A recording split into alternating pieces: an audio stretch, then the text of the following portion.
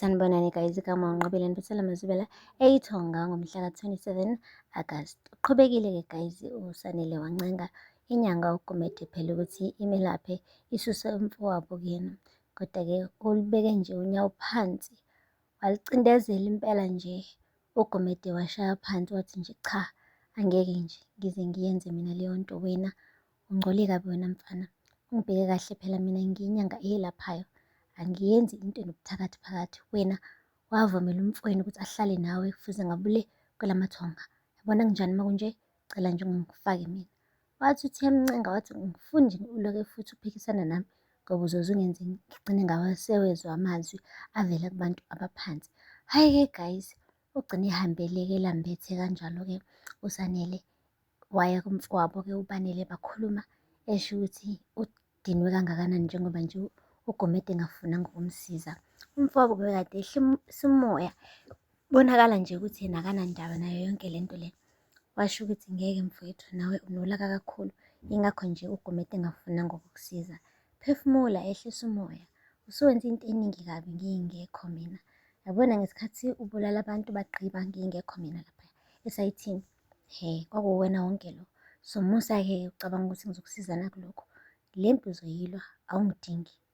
Hhayi-ke guys, kubekwa ukuthi-ke ubaba wabo yena uNjinji afike ngezwi laphaya kwinyanga uGumede amncengele uSanele ukuthi ahambe ayogezwa.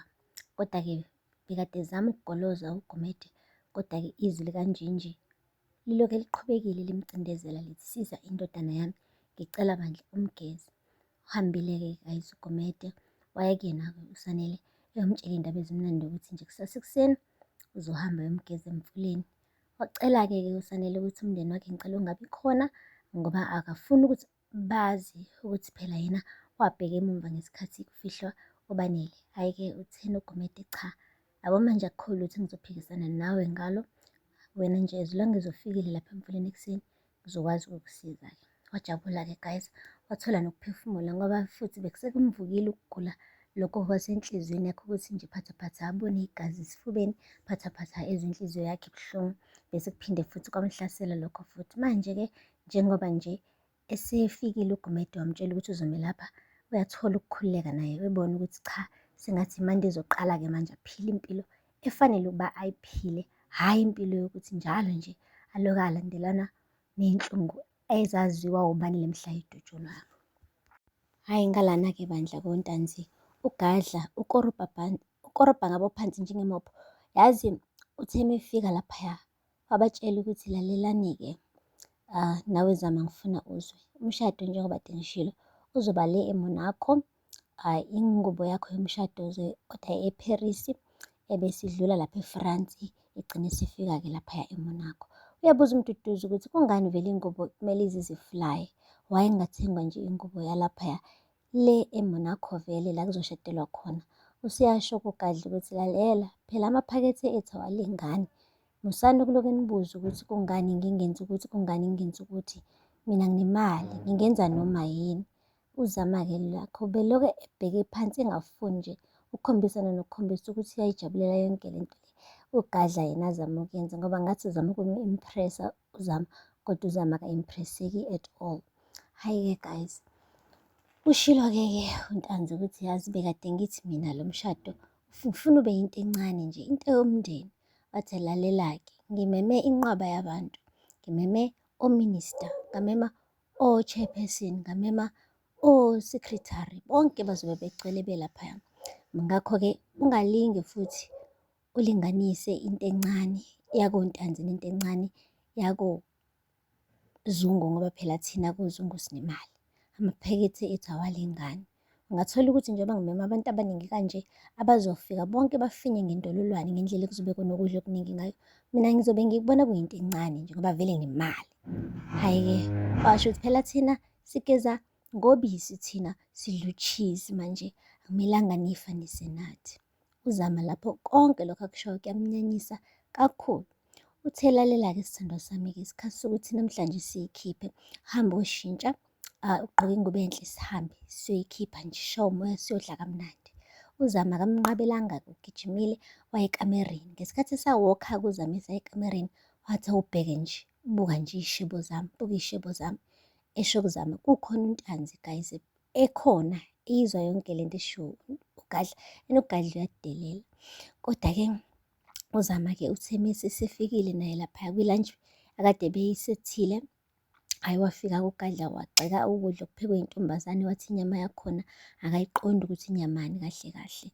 Wacela ukuthi aphekelwe inyama yenziwe u-medium rare. Hhayi, uZama bakithi ubekade nje ebambe umphefumulo ngenhliziyo esho ukuthi kazi le date iyophela nini, aphindele endlini.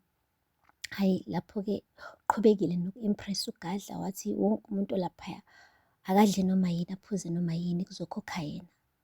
Yo, again uzama uku-impress uZama koda-ke aka-impresseki at all. Uthe sebuyela endlini-ke kuZama umane wayijijela phezu kombhede uNtombo walala wajama ja. Kwafika uPhinda ezosho ukuthi bandla uyaxolisa ngokuthi umbuyiselile la kontanzi. Wase washo kuZama ukuthi vele wena uyigwala, angazi nanokuthi ngangingenelwe yini ngize nje nginikeze ithuba. Wena Phinda vele uyini le khaya, wena ungadini, uyisebenzi, uyini vele kahle kahle wena. Ngiyazi vele into bekade uyigatshele nje ukuthi nje uspende ubusuku nami, emva kwalapho-ke bese-ke awulokhu uyigqaja-ke ngalokho-ke, kodwa nje ngifuna wazi nje ukuthi awuyilutho la kumina. UPhinda-ke wazama ukumbonisa uZama ukuthi ubalulekile nokuthi umthanda kangakanani, kodwa nje umane wathi futheka, hamba la, phuma la, lokhu ngikhohlisa la. Kubonakala nje ukuthi uZama nawe usebhodlela kuyena uPhinda, ngoba phela umdlwanyana phela laphaya kuyena uyazi ukuthi noma ngathini vele ayikho into azoyisho.